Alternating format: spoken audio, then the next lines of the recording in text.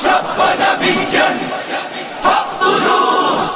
بسم الله الرحمن الرحيم. الحمد لله رب العالمين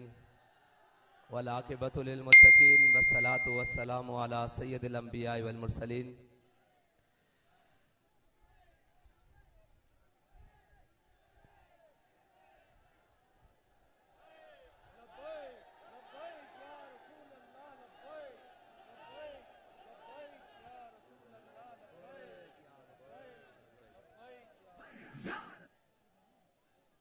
تحریک لبیک پاکستان کا تاریخ ساز پاکستان بچاؤ مارچ جو آج 22 مئی کو شہر کراچی اور روشنیوں کا شہر اور پاکستان کی معاشی ہب کا دل اور پاکستان کی معیشت کو سب سے بڑا سہارا دینے والا شہر کراچی جس سے آغاز ہو رہا ہے. ملک کی صورتحال وہ نظریاتی بنیادوں پر ہو یا جغرافیائی بنیادوں پر ہو، اس وقت پاکستان اندرونی اور بیرونی سازشوں کا خلفشار کا شکار ہے، اور اس وقت پاکستان کو اندرونی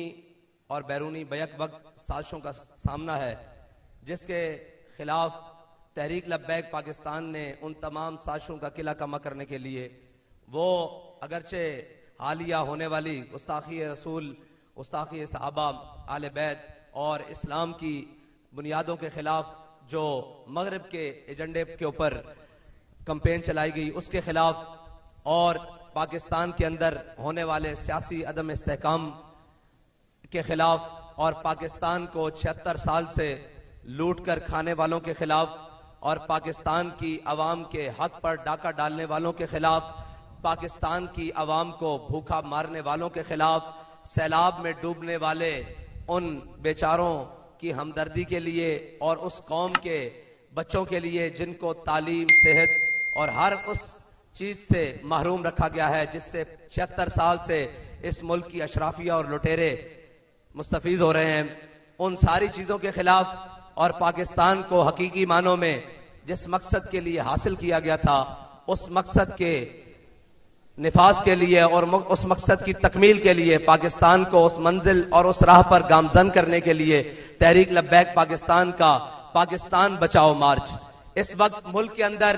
کوئی اپنی سیاست بچا رہا ہے، کوئی اپنی عزت بچا رہا ہے، کوئی اپنی وزارت عظمیٰ اور اپنے نااہلی کے کیس ختم کروا رہا ہے، لیکن الحمدللہ تحریک لبیک پاکستان کو یہ اعزاز حاصل ہے کہ وہ اپنی تمام مفادات کو بالائے طاق رکھ کر اس وقت صرف پاکستان کے نظریے اور پاکستان کی قوم کی بات کرنے کے لیے نکلے ہیں، اور پاکستان کی عوام کے دکھوں کا مداوع کرنے کے لیے جن کو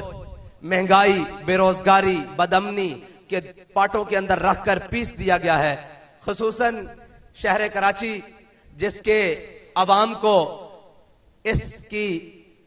انتظامیہ اور اس کی حکومت اور اس کا سارا سسٹم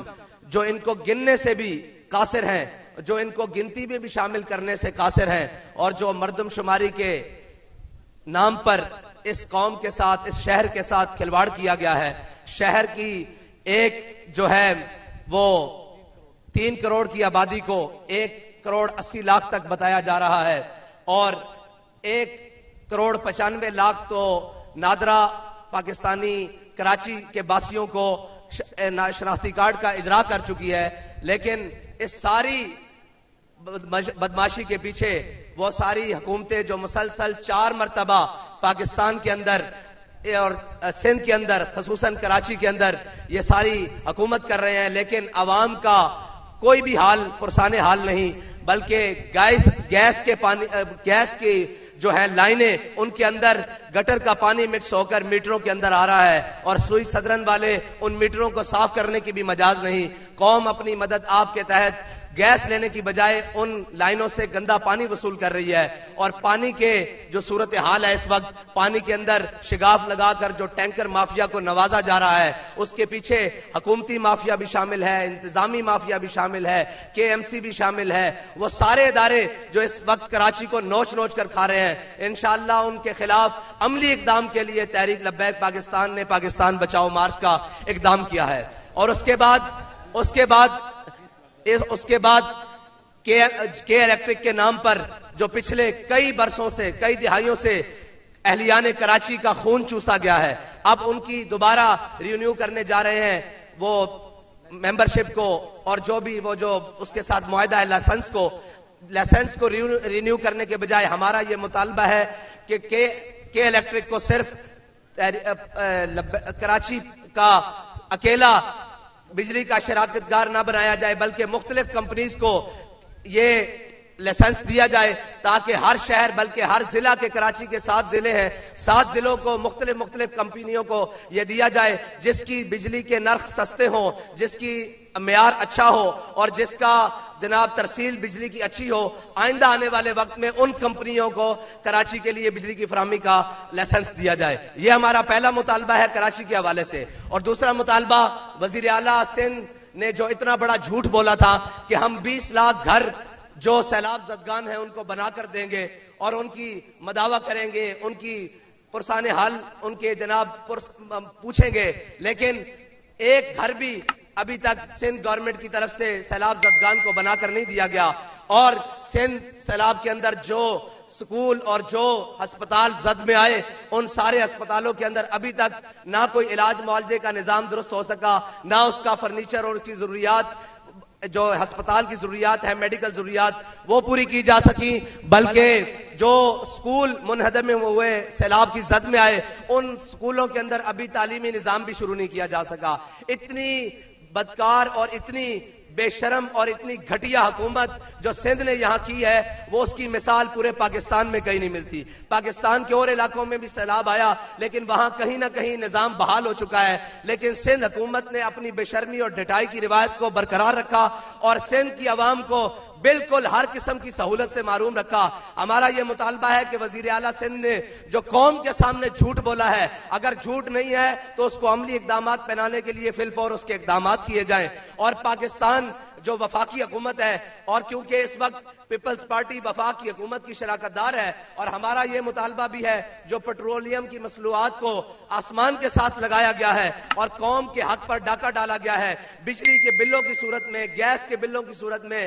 گیس کے ٹیکسز کی صورت میں، بجلی کے ٹیکسز کی صورت میں، ان تمام سے قوم کو نجات دلوائی جائے اور قوم کو کوئی ریلیف فراہم کیا جائے تاکہ یہ آنے والے وقت میں کوئی سکھ کا سانس لے سکے اور آنے والے الیکشن کے اندر کوئی زندہ رہ سکے، ورنہ قوم کا جو حال ہو چکا ہے، بے روزگاری، بد امنی، بھتاخوری، اور خاص طور پر کراچی کے اندر جو ڈاکو راج اس گورنمنٹ کی ناک کے نیچے دندناتا پھر رہا ہے، اس کو لگام دی جائے۔ یہ ساری ہمارے مطالبات ہیں انشاءاللہ، اور ہمیں امید ہے کہ انشاءاللہ اور نوبت نہیں آئے گی کہ تحریک لبیک پاکستان اس سے اگلا قدم اٹھائے، ہمارے مطالبات کو پورا کیا جائے گا۔ بہت شکریہ جی۔